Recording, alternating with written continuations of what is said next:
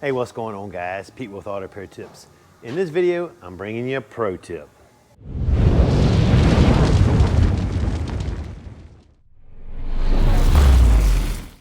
So I'm working on the O2 Explorer, and the customer was telling me that he's hearing clinking and clanking in the front end, squeaking, and vibrations when he hits the brake, and he just had his brakes replaced. So check this out.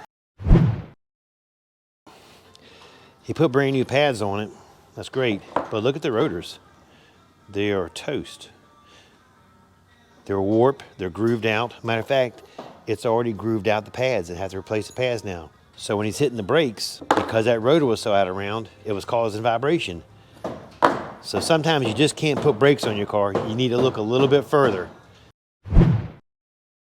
Next thing, he was hearing squeaking, and the person told him that he needed struts on his car.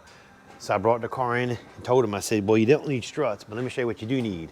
This will cause a squeak when you turn your wheel left and right. See that ball joint, lower ball joint?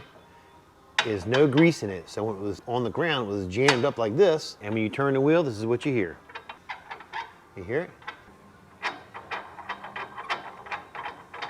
All right, guys, these are just a few things that can cause issues on your front end of your car.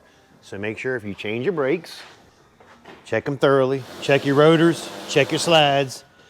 You can't always go back with new pads. And just because you hear squeaking when you turn your wheel and you go over bumps, doesn't necessarily mean it's your shocks. All right, guys, that's it for this pro tip. I appreciate you watching. Don't forget to like, subscribe, and leave a comment. Catch you later.